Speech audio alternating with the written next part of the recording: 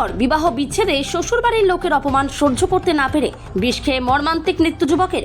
এই মুহূর্তে শক্তিপুর থেকে যে খবর উঠে আসছে, নববিবাহিত জীবনের শুরুতেই শ্বশুরবাড়ির সদস্যদের চরম অপমান এবং লাঞ্ছনার শিকার হয়ে বিষ পান করে আত্মহত্যার পথ বেছে নিলেন এক যুবক।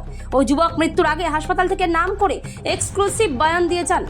এই মর্মান্তিক ঘটনাটি ঘটেছে মুর্শিদাবাদের শক্তিপুর থানার পাঠকপাড়া এলাকায়। মৃত ওই যুবকের নাম ছোটন ঘোষ। পরিবার সূত্রে জানা গেছে 4 জুলাই পারিবারিকভাবে বিয়ে আবদ্ধ হয়েছিলেন ওই যুবক, কিন্তু নতুন জীবনে পা রাখার আনন্দ স্থায়ী হলো না। শ্বশুরবাড়ির লোকের অভিযোগ, জামাইয়ের নিজস্ব কোনো বাড়ি নেই, মামার বাড়িতে বসবাস করে। আর এই নিয়েই বিয়ের পর থেকে শ্বশুরবাড়ির লোকজন বিভিন্ন সময় ওই যুবককে মানসিকভাবে হেনস্থা ও অপমান করতে শুরু করেন এবং মেয়ে নাবালক হওয়ায় শ্বশুরবাড়ির লোক মেয়েকে নিয়ে চলে যায়।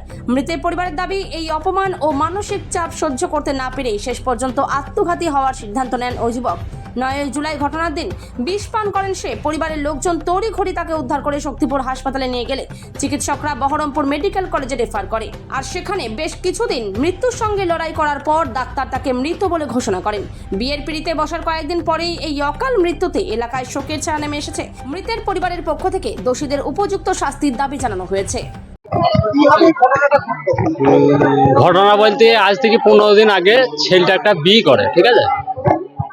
যেহেতু মেয়েটার 4 মাস বয়স কম ছিল, সেই হিসাবে এটা অন্যায় ছিল হয়তো, কিন্তু আমরা চেয়েছিলাম যে আমি এই গ্রামের মেম্বার, ঠিক আছে, আমার নাম উত্তম ঘোষ, পাড়ার মেম্বার। আমি চেয়েছিলাম যাতে এদের সমস্যার সমাধানটা হয়। এরও যেরকম ভাগ্নি এখানে আছে, যে আমাকে ডেকেছিল মেয়ের তরফে, সেও ভাগ্নি, ঠিক আছে। আমি কিন্তু এটা মীমাংসা করার জন্যই এখানে ছিলাম। তোর মেয়েটার মামা শক্তিপুর পুলিশ স্টেশনে কেস করে। ওরা প্রথমে অভিযোগ করে মেয়েকে আমাদেরকে ছেড়ে দিতে হবে। আমরা কিন্তু ছাড়িনি, কারণ মেয়েটাকে নিয়ে যাই যদি ইনকেস কিছু মারে ধরে, তার দায়ী কিন্তু এরা হবে। আমি কিন্তু সবসময় বাধা দিয়েছিলাম যে মেয়েটাকে নিয়ে যাওয়া যাবে না, প্রশাসন আসুক, প্রশাসনের হাতে তুলে দেওয়া যাবে, যেহেতু তার বয়স হয়নি। আমি এই হিসাবে এসেছিলাম। এইখানে মনোজ ঘোষ আমাদের রায়পাড়ায় ভাড়া থাকে। যখন আমাদের থানায় ওরা কেস করে এসেছিল মেয়ের মামার তরফে, তখন মনোজ ঘোষ এসে আমার কোনো কথা ছিল, আমি বারবার রিপিট করেছি, স্যার আমি এই গ্রামের মেম্বার, আমাকে পর্যন্ত ঘাড় গর্দন ধরেছিল, আমাকে পর্যন্ত থানায় তুলে নিয়ে গেছিল, ঠিক আছে। এই মনোজ ঘোষ আজ যে ঘটনা ঘটেছে, তার জন্য কেউ যদি দায়ী থাকে, সব থেকে বেশি দায়ী হয়েছে এই মনোজ ঘোষ। কারণ একটা প্রাপ্তবয়স্ক ছেলে যদি একটা অপ্রাপ্তবয়স্ক মেয়েকে বিয়ে করে, তার জন্য কেউ যদি দায়ী থাকে, তার জন্য জেল আছে, ফাঁসি আছে, তার জেল হইতে পারে, তার জরিমানা হইতে পারে। তার গায়ে হাত দেওয়ার ইফতার কিন্তু সরকারের নাই।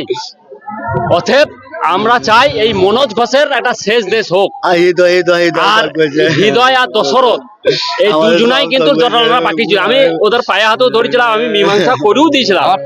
সমস্তটা মীমাংসা দুপুর বেলায় হয়ে গিয়েছিল। রাতে আবার দশরথ বাজারশো থেকে, মানে মেয়েটার বাড়ি হচ্ছে বাজারশো, যে ছেলেটা যে বিয়ে করেছিল সেই মেয়েটার বাড়ি হচ্ছে বাজারশো। তো আমি মীমাংসা করেও দিয়েছিলাম। তো লাস্টে আবার দশরথ মানে মেয়েটার মামা ওইখান থেকে মোটামুটি 20 থেকে 30 জন মস্তান নিয়ে এসে এখানে হামলা করে। মেন আসামি হয়েছে বাজারশোয়ের উজ্জ্বল ঘোষ, মানে মেয়েটার পিসুমশাই। আমি তাকে বারবার বলেছিলাম যে যদি কোনো অসুবিধা হয় তার জন্য দায়ী আমরা হব, পুলিশকে তোলা হবে, কেস হবে। ও যেহেতু অন্যায় করেছিল তার জন্য কেস হইতেই পারে, কেস করাই যেতে পারে।